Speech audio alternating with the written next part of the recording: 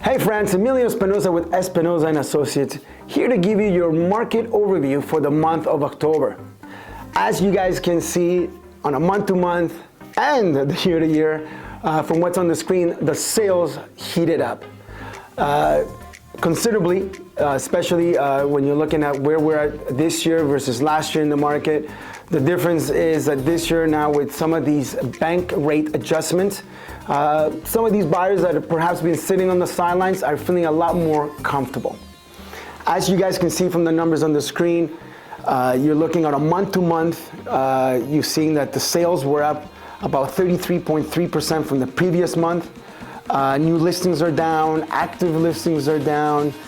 Average price slightly creeped up on the month-to-month, and slightly creeped up if you're looking at the year-to-year comparisons. We're at about 1.1% higher than last year. If you see also, the one, I guess, dominant factor is that the listing days on market or that it takes for a property or a listings to sell are up considerably.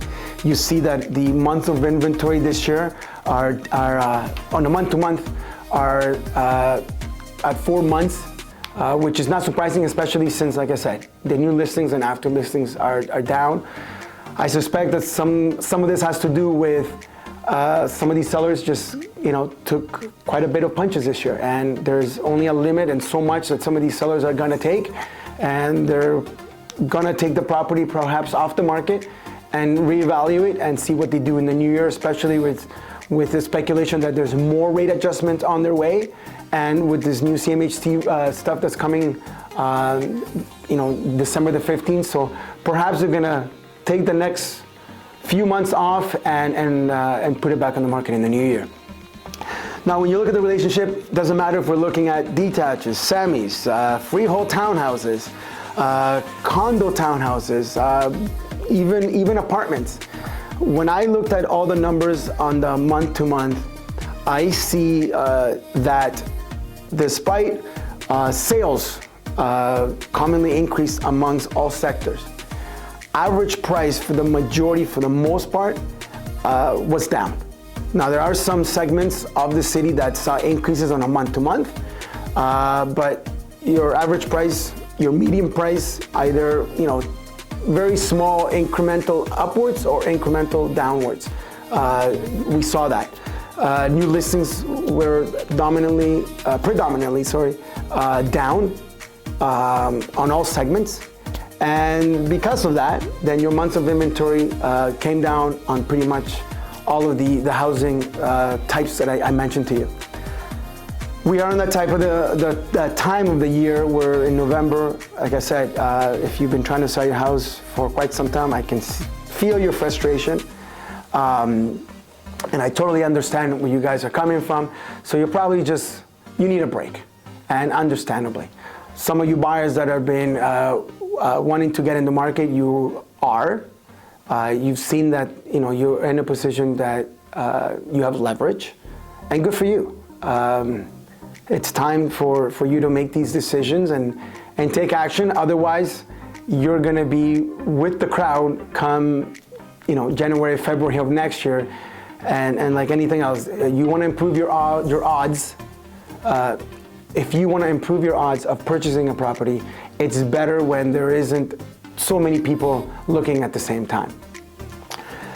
One thing I want to just bring to your attention is when you look at the year-to-date sales, we're at 58,435.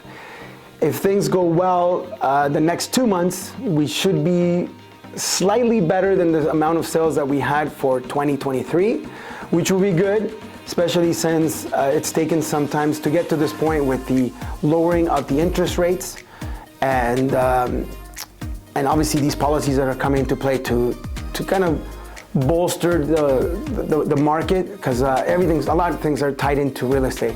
If people are buying properties, people are selling properties, you gotta make renovations, you gotta do upkeep, you need painters, you need renovators, you need the Home Depots need business, if you got all these other things, you got electricians.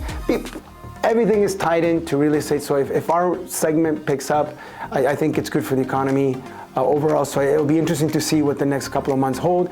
The one part of real estate that I'm seeing kind of sluggish and really just shifted very quickly is the rental market.